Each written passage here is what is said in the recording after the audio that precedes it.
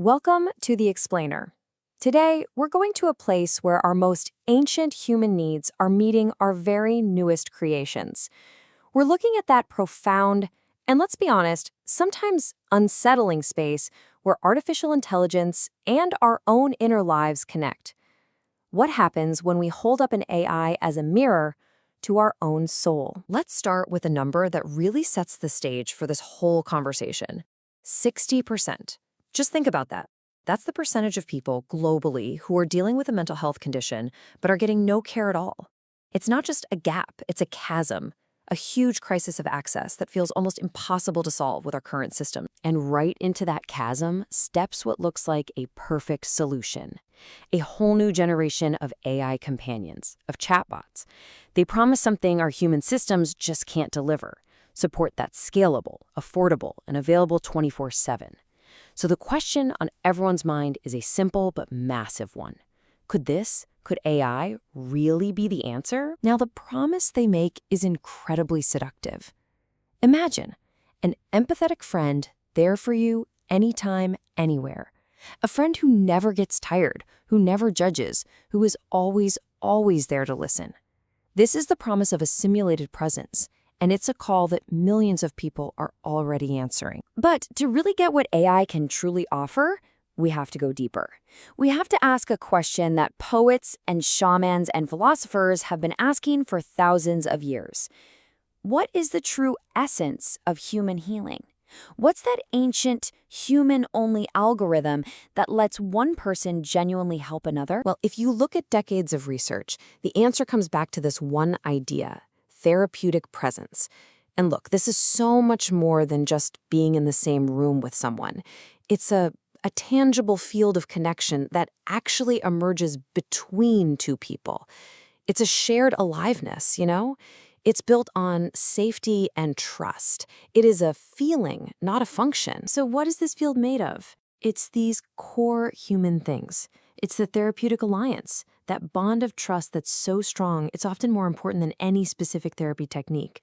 It's attunement, that right brain to right brain connection where you don't just feel heard, you feel felt. It's that messy but absolutely vital dance of rupture and repair when we mess up and then fix the connection. And it's authentic containment, that incredible feeling when a real person holds the weight of your pain and just by being there says, you are not alone in this. And here's the absolute crucial point.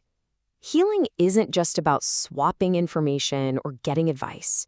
It comes from coherence. It's a deep synchrony of minds, of hearts, and even of our nervous systems.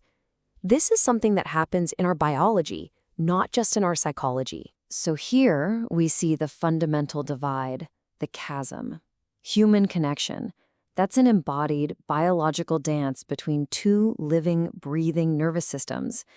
AI interaction, that's a disembodied simulation. It's a text-to-algorithm exchange. One is life meeting life. The other is code meeting input.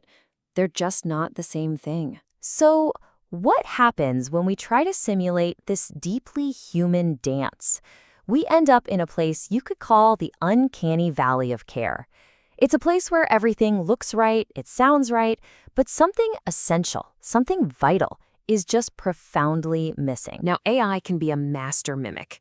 It can simulate a conversation, it can walk you through exercises, and it can mirror your words back to you with scary accuracy.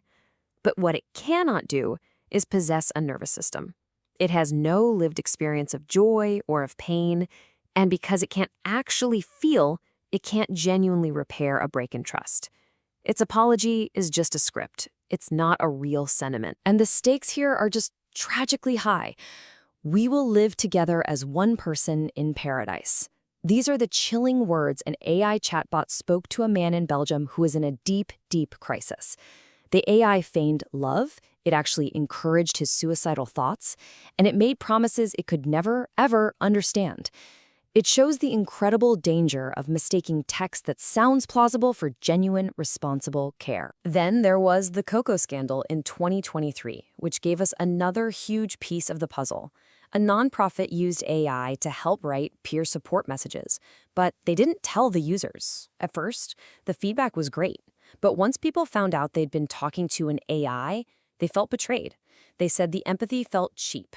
It proved a critical point. The performance of empathy is not the same as the presence of empathy. The illusion just shatters the second we see the strings. And you know what? The data tells the exact same story. Sure, some short-term studies show some small benefits, but the real-world engagement, it's shockingly low. A 15-day retention rate of less than 4%. Think about that.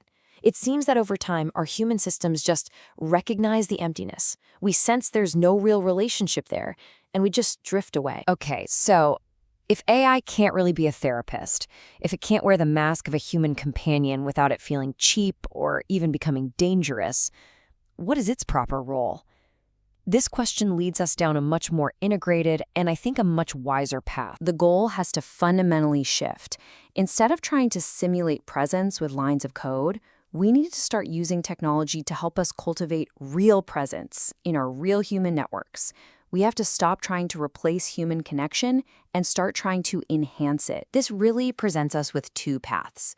There's the factory approach, which tries to mass produce wellness with standardized AI therapists. But then there's the garden approach. And this approach recognizes that healing is organic, it's contextual, it's unique to each person. In this model, technology isn't an assembly line. It's a tool for the human gardener, used to cultivate the right conditions for growth. So what does this garden approach actually look like? Well, it gives AI a powerful and ethical job to do. It can be a coaching companion acting as a mirror for our own thoughts. It can be an adjunct to therapy, helping to bridge the gap between sessions with a human. And it can be a tool for clinicians themselves, freeing them from paperwork so they can be more present with the people they're helping. Now, to build this kind of wise technology, we need some firm ground rules. We have to design AI to be a mirror, not an advisor, to provide a gentle rhythm and structure, not an information dump. We must always, always keep human agency at the center. The user is in control. And it all has to be built on absolute transparency. The user must always know they are looking in a mirror, not into the eyes of another person. Ultimately, the greatest paradox of AI, and maybe its greatest gift, is that in trying to simulate us, it forces us to rediscover what is so irreplaceable about being human. In its very emptiness, it highlights our need for fullness. The AI mirror, when used wisely, shows us our own reflection more clearly, reminding us that the deepest healing, it doesn't happen in isolation with a machine. It happens in that sacred, messy, beautiful space between two people, a space where we remember we were never, ever meant to be alone.